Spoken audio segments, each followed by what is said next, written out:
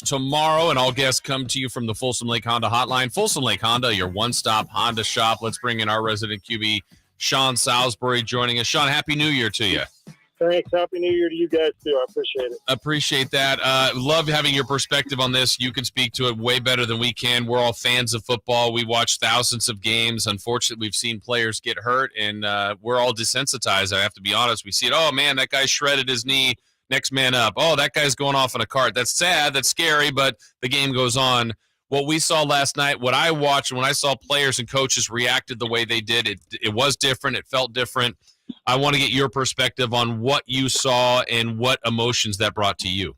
Well, it's gut-wrenching. And, yes, and I've been the guy on the field who shredded my knee and been through that and been through players being carted off on a stretcher, but for different reasons, and all of them concern you. But when you see that, it's different. And the emotion, you spend more time with your family or with your friends, which is your family, your teammates, a lot of times than you do during the season. So the feeling of the emotion you saw it feels like a family member, and it is.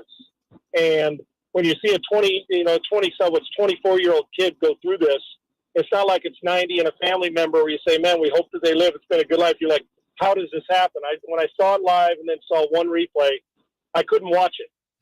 And I've never been.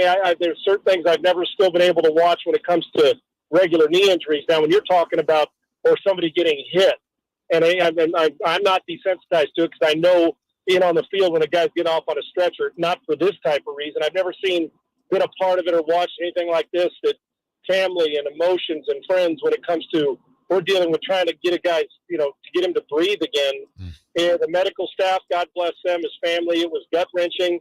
I think what happens, and you mentioned desensitized, there was no doubt that football, and it still today, is obviously far unimportant. At some point, they'll play it again, but unimportant. And last night, the game had to be postponed or canceled for last night. Is we watch these players, and I still marvel every day. I marvel when I played with them on the same field. I marvel now is that we see how, whether it's a great dunk, whether it's a 500-foot home run, a vicious hit that guys get up from, knee injuries guys overcome. We see them make such great plays that we feel like they're Superman or invincible, that we don't think that, this can't happen to a 24, 25, 22, 28, 30-year-old athlete. But they go home and their kids have colds. They go through the same things that every single person does, just that their job's on TV, and we watch them do so many special things that when something like this happens, we're like, we're just going to move the drill. No, we're dealing with somebody who had to be, basically revitalized on the field. So, and all the precautions, and you saw the emotion, that family that happened to, and there was no decision to be made. The decision was made about playing football, and the prayers for him and his family, which everybody's going to say, but you can see how effective, with the effect it had on them. And I can't fathom what a family or those teammates must have been going through seeing it in person, because it was devastating on TV. And I hope that he makes a full recovery, and then he can go from there deciding on what's next for him. But the full recovery for him and his family is most important. Sean Salisbury joining us this morning. Sean, kind of piggybacking off of what you said, I do want to preface, of everything going on, this is the least important. Obviously, we're talking about a human being whose life is still currently on the line to the best of our knowledge. But there's no way they play this game, right? It's not possible. I don't know. I don't know when, and I don't know. Listen, I like the scheduling, and when we talk about commissioners and people making decisions, NFL Players Association and that, last night, it was a no-brainer. And once that's not a knee injury where it's unfortunate, those things happen. These things don't happen, and we're grateful they don't. But it did happen to a human being last night who just happened to be playing a sport. So they made the right choice. When to play it or if they're going to play it, I don't know. I don't know how. Like I said, I personally don't care if they play it from my perspective, but whether it's the NFL and the teams that are battling for, whenever this comes into the situation, you find out he's okay. I was asking it this morning on my show, how do you know when your teammates and when at some point in time the Buffalo Bills are going to play football again, right, guys? Mm-hmm. Whether the playoffs. So I don't know when that is. I don't know if you just chalk this up and like when games were canceled, do we just say this game's canceled? and their records, you kind of apply them to however they were when it comes to where the home field advantage. I don't think any player's thinking about it, about when they should replay it. Right now they care about their teammate getting healthy, as we all do. But it's going to be a question in the next few days or whatever is asked about, are they going to play it? I don't know how they do, and I can't fathom the emotion, but at some point in time, whether it's now or January 15th or next year, the players are going to have to go back on the field and realize that, precautions. I don't know how you prevent this. We don't know the background of health or what happened, and was it the hit that caused it?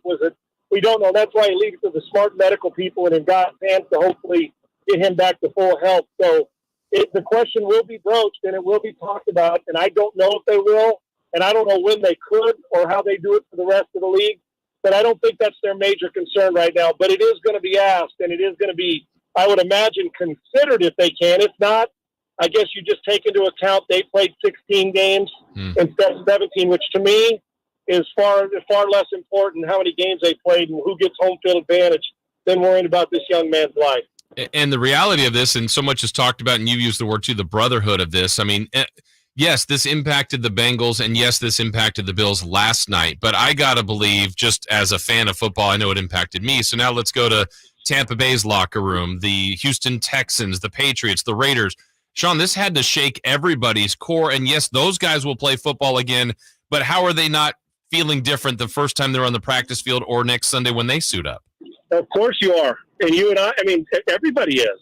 If you don't, then where's the compassion and humanity in your life? And maybe we got to check into your soul, So yes, of course it's going to be talked about. I can remember guys, and we still think, I was a teammate, or not a teammate, a schoolmate of Hank Gathers. Hank Gathers and Bo Kimball were at USC when I was there. And then they transferred to Loyola Marymount. I'll never forget watching that with what happened to Hank on the court. And that was a friend that you'd see every day at school when he was at Southern Cal. And still to this day, it's hard to fathom. So, yeah, hopefully, this young man's healthy and he's going to be, returned to full health and all those things. But, yeah, it affects everybody because it's family and it's a big fraternity. And it is the group of people you play with, and you're thinking, okay, if it can happen to somebody in their 20s, you start to think about, okay, am I doing everything necessary? How do we prevent it moving forward? Is there something that you can do? I don't know, pre-testing to find out if a precondition. I don't know. These are answers that these great medical people are going to be asking, and how this happened and why this happened. But the most important thing is, how do we get him healthy and make sure if in the future for him and anybody else it doesn't, but it's real because it's a teammate or a guy you play against, and you saw the hugs for both teams. The competitiveness goes out the window when you're fighting for your life and a teammate and a family member is fighting for their life.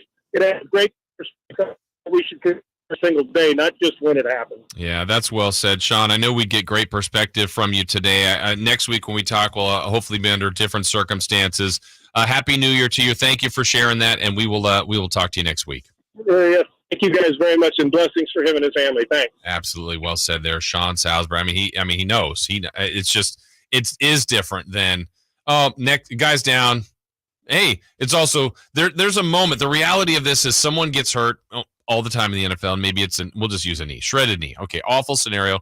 But there's also a backup that's going, hey, that's my chance. Sure. And then the game ends. It's like, oh man, we lost Jay Mars for the season. It's gonna be tough for us to recover. But next man up, and then we see you at camp and you're rehabbing. It's kind of isolated, but then next year he'll be back and be better than ever. This just was completely different. Nobody saw that and was like, oh, this is my chance. Yeah, no, nobody. It changed, and it was so fast. It went like, oh, guy's down. Oh, wait.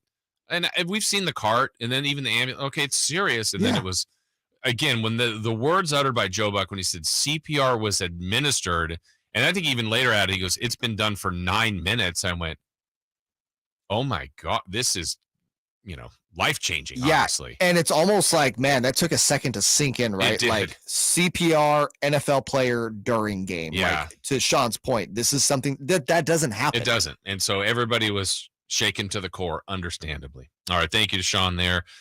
We will move on. Not easy to do, but we will. We've got an NBA game tonight. We've got to reflect on some amazing moments